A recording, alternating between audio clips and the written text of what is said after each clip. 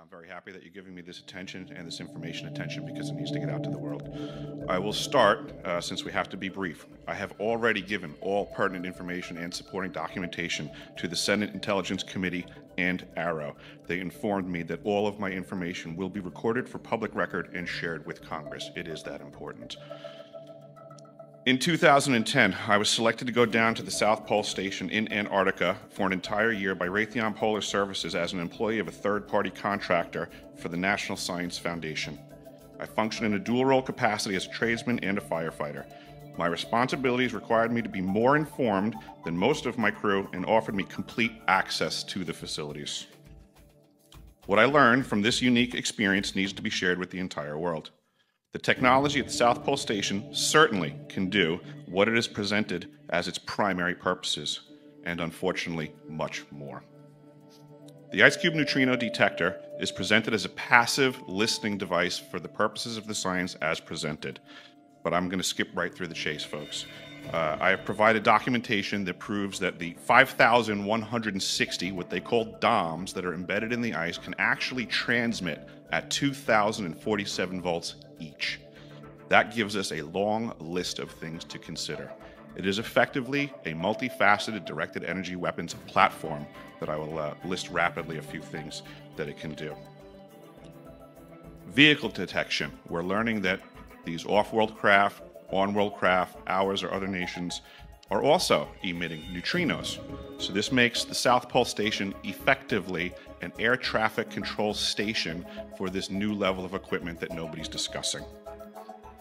In addition to the ability to detect neutrinos and the exotic vehicles, I have provided documentation that shows that this is also a system for faster than light communications. In the past, Gary McKinnon has hacked NASA, found the off-world fleet, the list of captains, and it's apparent that if we have faster-than-light vehicles moving throughout the system, we're going to need faster-than-light communications. This is that facility. Unfortunately, I have other bad news. The season that I was there, 2010 to 2011, we converted from construction to operations and maintenance in both the elevated station and the detector array. Unfortunately, when they first fired it up, that was when we had the earthquakes in Christchurch, New Zealand. There was 2 incidental shots before they were able to target it correctly. This is an earthquake generating device as well. This is the weapons of war that we have to deal with now and what Raytheon's hiding. There's an ELF system at the South Pole Station that when I arrived, I was told it was off, dismantled, and completely defunct. In my work, I will rapidly just tell you, I had to figure out the circuitry for certain other repairs, and I found that this system is in fact completely energized, up and running, and being utilized with the other systems for nefarious purposes as well. The Atmospheric Research Observatory is in what we call the clean air sector.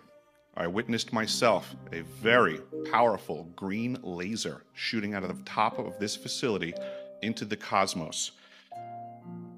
This, I believe, is a secondary form of long-range communications and/or a defense system. I am not saying that we need to be scared of anything that's out there, but please understand the military-industrial complex is happy to invest all of your money in alleviating their fears. A question of power comes into play for all of these facilities that are present. I assure you, I knew what was going on, I knew the load demands of the facility, and all of these new items exceed the demand for the systems that I was presented. I am doing due diligence and research. I believe there is either a secondary power supply there that is either nuclear, that was there prior to the start of the Antarctic Treaty, which prohibits such things, and or that there is some sort of exotic power supply system there that just is not in the verbiage of the treaty, so it negates the responsibility to the parties involved.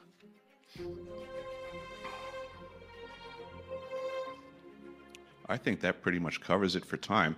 If anybody wants to find out more, I have a website where all this information is at. For brevity, I'll wrap it up, but you can go to deciphering.tv. I've documented all of this stuff, and information is available.